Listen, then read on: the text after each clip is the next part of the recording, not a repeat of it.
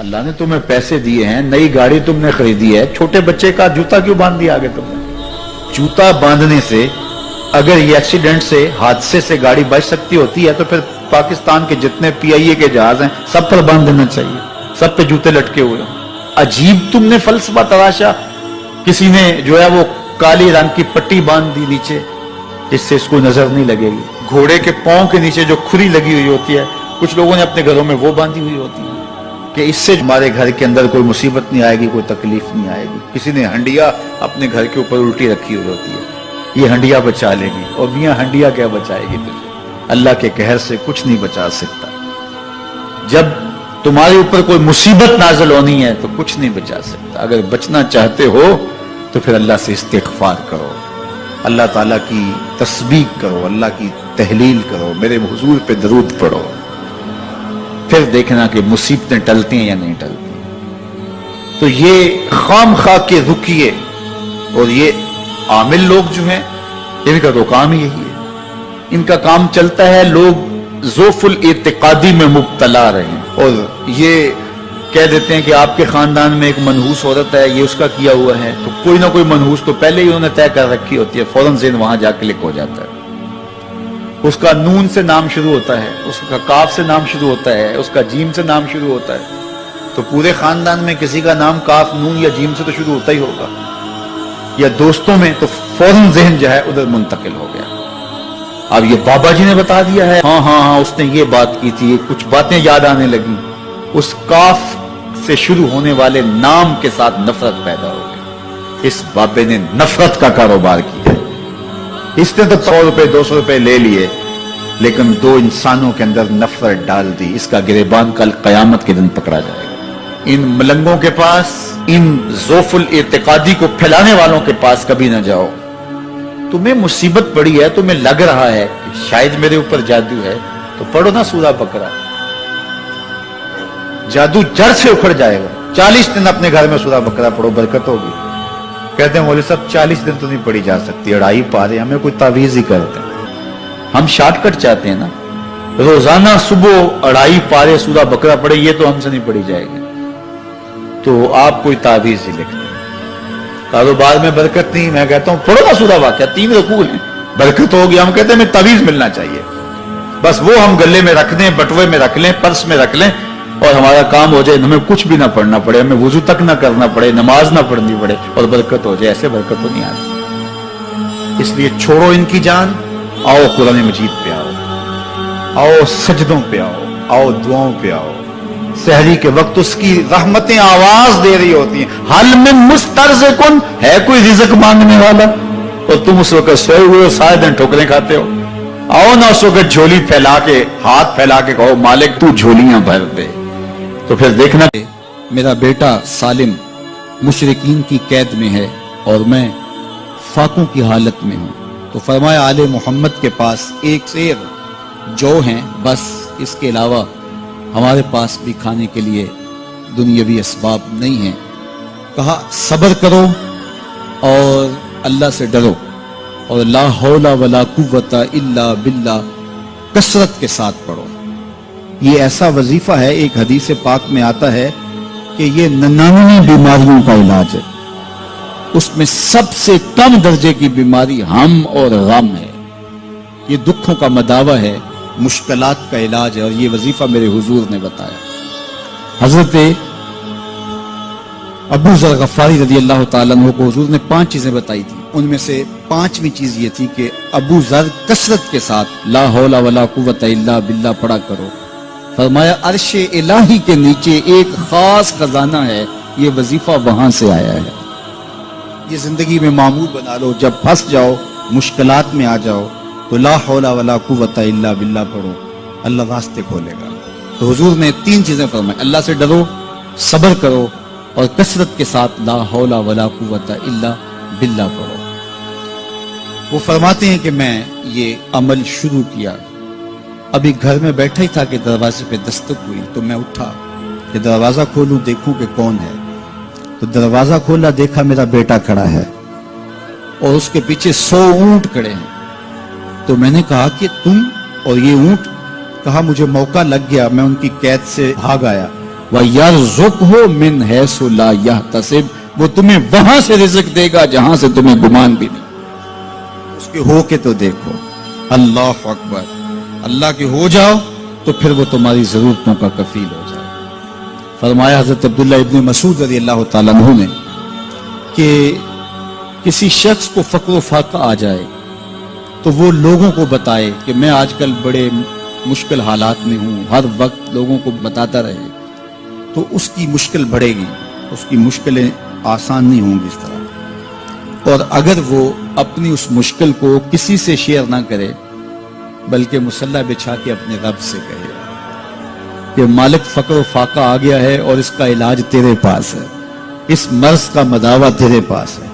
حضرت عبداللہ ابن مسعود فرماتے ہیں کہ رسول کریم نے فرمایا جلد یا بدیر اللہ اس کو مالا مال فرما دے۔ یہ بھی کبھی کر کے دیکھو، مشکل آ جائے، فاقہ آ جائے۔ اور قرآن مجید کا دل سورہ یاسین ہے، جس نے ایک مرتبہ سورہ یاسین کی تلاوت کی اللہ 10 مرتبہ قرآن پڑھنے کا ثواب عطا کرے۔ اور کتنا بڑا اجر ہے، آپ ایک سال میں بھی شاید 10 قرآن مجید نہ ختم کر سکیں اور سورہ یاسین پڑھیں تو 10 مرتبہ قرآن مجید پڑھنے کا ثواب نصیب ہوگا۔ تو اپنی صبح کا آغاز سورہ یاسین سے کیا کریں، نماز فجر کے بعد اشراق تک سورہ یاسین پڑھ لیا کریں۔ سورہ یاسین اگر آپ پڑھ کے اپنے دن کا آغاز کرتے ہیں آپ کا سارا دن خیر سے گزرے گا۔ اس دن اگر کاروبار کریں گے تو برکت ہوگی، اس دن بہت ساری بیماریوں سے، آفات و بلیات ارضیہ اور سماویہ سے بچے رہیں گے، لوگوں کے شر سے، حادثات سے محفوظ رہیں گے۔ میرے حضور نے ارشاد فرمایا قرآن مجید میں ایک سورت ہے جس کی 30 آیات ہیں، اگر کوئی شخص اس کی تلاوت کرتا ہے تو وہ سورت پڑھنے والے کی شفاعت کرتی ہے اور اتنی بار شفاعت کرتی ہے کہ اس کو بخشوا کے چھوڑتی ہے۔ وہ سورت کون سی ہے؟ وَهِيَ تَبَارَكَ الَّذِي بِيَدِهِ الْمُلْكُ، یہ سورۃ الملک ہے، 30 آیتیں ہیں۔ جو شخص اس کی تلاوت کرے یہ اتنی بار سفارش اللہ کی بارگاہ میں کرتی ہے کہ اپنے پڑھنے والے کو بخشوا کے چھوڑتی ہے۔ تو اپنے دن کا آغاز سورہ یاسین سے کریں اور اپنی شب کا آغاز سورہ ملک سے کریں۔ سونے سے پہلے سورہ ملک کی تلاوت ضرور کر لیں، انشاءاللہ اس سے رات برکت سے گزرے گی۔ جس نے ایک دن میں 100 مرتبہ سبحان اللہ و بحمدہ پڑھا، کتنی مرتبہ؟ 100 مرتبہ کیا پڑھا؟ سبحان اللہ و بحمدہ۔ فرمایا کہ اس کے گناہ سمندر کی جھاگ کے برابر بھی ہوں تو اللہ معاف فرما دے گا۔ تو یہ اپنے وظائف میں شامل کر لیجئے، سبحان اللہ و بحمدہ۔ اور حدیث بخاری ہے کہ 2 کلمے ایسے ہیں جو اللہ کو محبوب ہیں اور زبان پر مشکل نہیں، زبان پر بڑے آسان ہیں، اور جب میزان پہ رکھے جائیں گے تو پلڑے کو جھکا دیں گے، بڑے بھاری ہیں میزان پہ۔ وہ 2 کلمے یہی ہیں، سبحان اللہ و بحمدہ، سبحان اللہ العظیم۔ تو اگر اس کو 100 مرتبہ روزانہ پڑھے تو سمندر کی جھاگ کے برابر بھی گناہ ہو تو اللہ معاف فرما دیتا ہے۔ اللہ فرماتا ہے ما یفعل اللہ بعذابکم، وہ تمہیں عذاب دے کے کیا کرے گا؟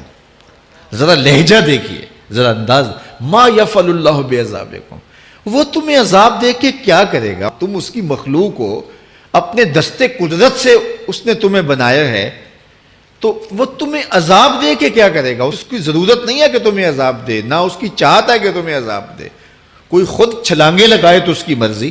فرمایا کہ ما یفعل اللہ بعذابکم، وہ تمہیں عذاب دے کے کیا کرے گا؟ ان شکرتم و آمنتم، اگر تم شکر ادا کرو اور ایمان لاؤ تو وہ تو قدردان ہے جو کوئی اس کا شکر کرتا ہے اور جو اس پر ایمان لاتا ہے۔ تو اللہ اس کے لیے عذاب نہیں رکھا، اس کے لیے رحمتیں رکھی ہوئی ہیں۔ تمہیں دستے قدرت سے بنایا ہے اور وہ تمہیں خوش دیکھنا چاہتا ہے، تمہیں خوشحال دیکھنا چاہتا ہے، تمہیں سرشار دیکھنا چاہتا ہے، تمہیں نہال دیکھنا چاہتا ہے، تمہاری زندگی کو خوشگوار دیکھنا چاہتا ہے۔ تم نے اپنے آپ کو خود اپنے اعمال کی وجہ سے مصیبتوں میں ڈالا ہے، تو کہا شکر کرنے کی عادت ڈال لو، دیکھنا پھر اللہ تعالیٰ جل شانہ کی رحمتیں تمہارے اوپر کس طرح اترتی ہیں، اس کی نوازشیں تمہارے اوپر کیسے برستی ہیں۔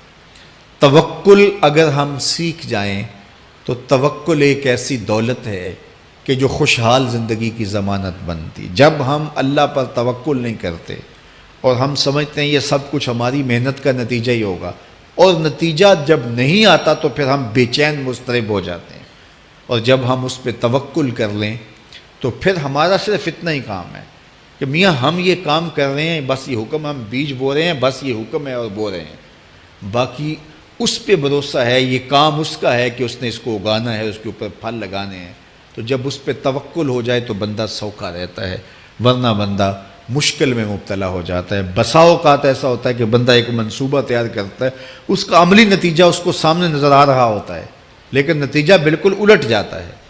سید علی المرتضیٰ فرماتے ہیں میں نے اپنے ارادوں کی شکست سے ہی اپنے رب کو پہچانا ہے، کہ میں ایک منصوبہ تراشتا ہوں کہ یہ اور یوں ہوگا اور وہ ہونا چاہیے، لیکن نتیجہ وہ نہیں آتا، تو کوئی طاقت ہے اس کا جو نتیجہ بدل دیتی ہے۔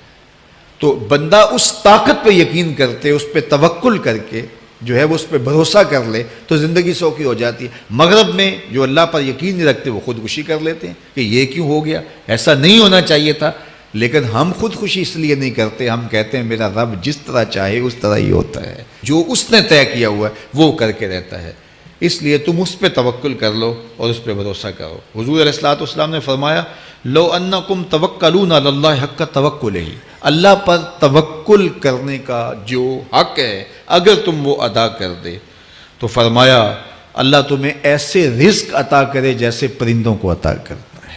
ہمارا تو کاروبار ہے، یہ فیکٹری ہے، یہ دکان ہے، یہ ہماری نوکری ہے، ہم نے یہاں سے کمائی کرنی ہے۔ پرندوں کا کوئی کاروبار نہیں ہوتا، کوئی نوکری نہیں ہوتی، کوئی ٹھیا، کوئی اڈا نہیں ہوتا جہاں جا کے انہوں نے رزق کے لیے کوئی آغاز کرنا ہوتا ہے، بلکہ حضور نے فرمایا تغدو خماسا وتروح بطانا، جب وہ صبح گھر سے نکلتے ہیں تو خالی پیٹ نکلتے ہیں اور انہیں کوئی اپنی منزل کا تعین نہیں ہوتا، جدھر خیال آیا اڑ گئے ادھر، لیکن کبھی ایسا نہیں ہوا کہ شام کو خالی پیٹ واپس آئے ہوں، کہا وہ پیٹ بھر کے آتے ہیں۔ باہو بولے بن توکل پنچھی اڑ دے، خرچ نہ پلے زیرا ہو، جب گھر سے اڑتے ہیں تو ان کے پلے نہ کوئی خرچ ہوتا ہے، نہ راس المال ہوتا ہے، نہ کوئی اوزار ہوتے ہیں، نہ کوئی ہتھیار ہوتے ہیں، کچھ بھی نہیں ہوتا، یوں ہی گھر سے نکلتے ہیں، کبھی بھی خالی پیٹ نہیں آئے۔